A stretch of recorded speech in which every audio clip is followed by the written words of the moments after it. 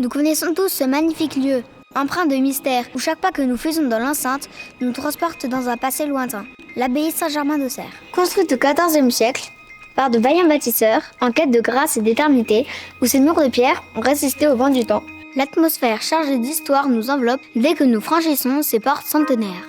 Je suis persuadée que vous-même connaissez ses musées, son église, sa directrice, sa crypte, ses statues au goût parfois étrange, et son cloître. Mais avez-vous déjà eu le plaisir de faire la connaissance de la personne qui se cache derrière ce nom, Saint-Germain-d'Auxerre? Saviez-vous qu'il a même voyagé jusqu'en Grande-Bretagne? Mesdames et messieurs, gens de toutes conditions, je vous ouvre grand les portes de notre récit. Prenez place confortablement, car le film va débuter.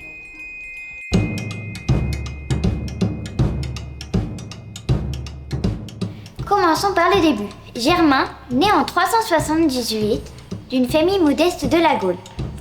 Au début de sa jeunesse, Germain est un étudiant brillant et avide de connaissances.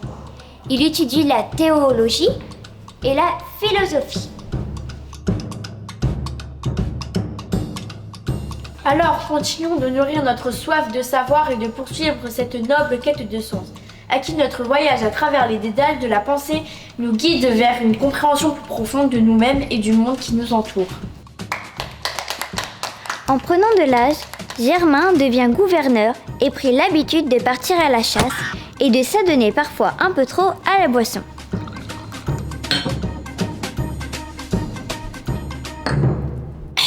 Certains racontent même qu'il aimait taquiner avec malice un certain Amatre d'Auxerre.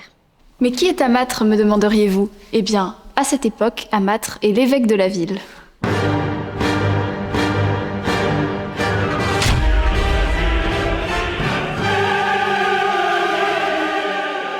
Amatre, au cœur déterminé, se lance dans une quête pour éradiquer les superstitions et établir la foi catholique.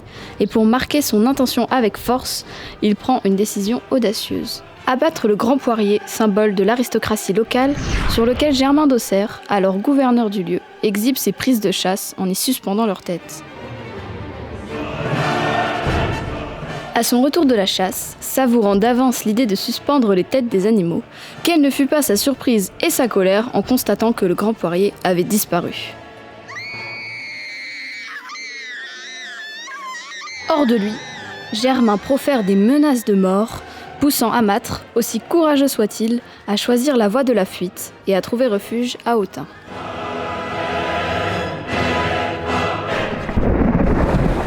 Alors à Autun, Amatre traverse une nuit agitée comme jamais auparavant. C'est au cours de cette tumultueuse nuit que quelque chose d'extraordinaire se produit. Une révélation qui ébranlera le monde. Faire de Germain son successeur, serviteur de Dieu.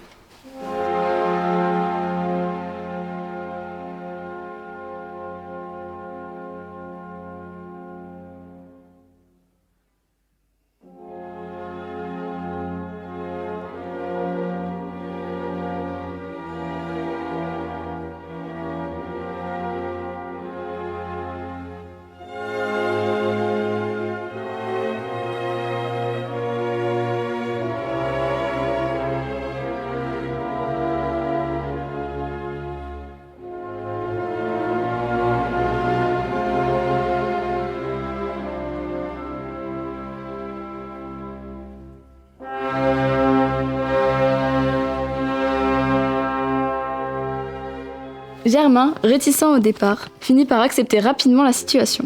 Après tout, qui n'a jamais rêvé d'avoir cette coupe de cheveux ?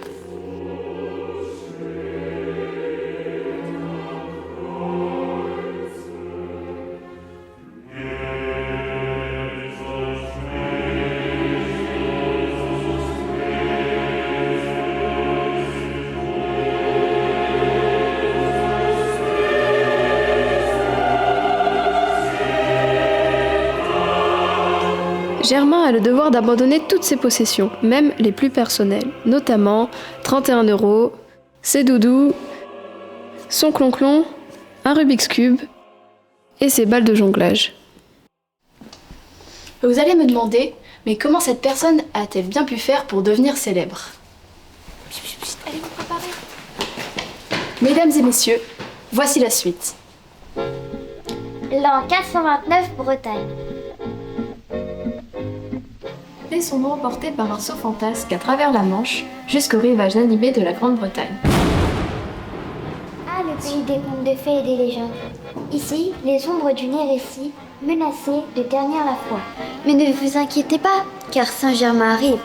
Avec un éclat dans les yeux et un bouquet d'écriture à la main, il s'engage dans des joutes verbales contre les hérétiques, tout en savourant des tasses de thé et des scones.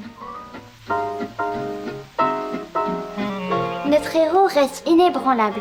Sa verve captive les cœurs et dissipe les doutes. L'influence de l'hérésie finit par disparaître. Victorieux, notre héros rentre dans son bien-aimé Auxerre et laisse une empreinte indélébile en Grande-Bretagne. Ça ne vous suffit pas ?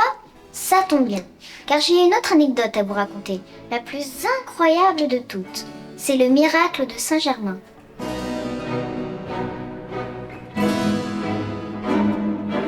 Dans une contrée lointaine, un événement extraordinaire se serait produit, digne des légendes les plus connues. Alors que Saint-Germain faisait halte, une famille désespérée fit appel à ce dernier. En effet, une jeune fille pleine de vie et d'espoir avait été emportée brusquement par une maladie dévastatrice.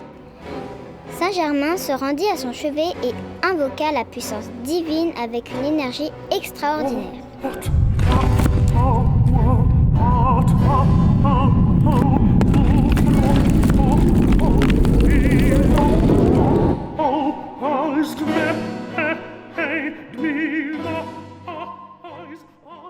Et c'est ainsi que s'achève notre dernier récit. Une histoire qui transcende le temps et l'espace. L'histoire de Saint-Germain reste gravée dans la pierre sur le tympan de l'église de l'abbaye Saint-Germain.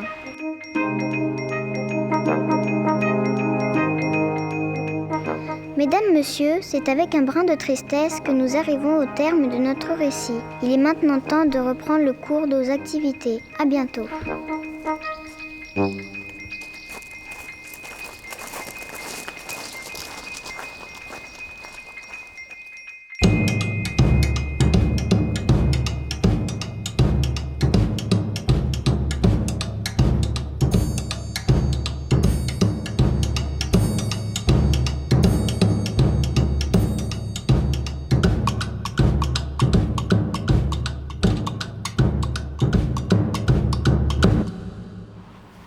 Oh, vous êtes encore là? Ça tombe bien, parce que j'ai un petit secret à vous confier. Lassé par les miracles de Germain, Amâtre décide de revenir pour reprendre le pouvoir et mettre fin à cette mascarade. Mais je vous le répète, c'est un secret, il ne faut surtout pas le répéter à Germain. Vous le découvrirez dans l'épisode suivant.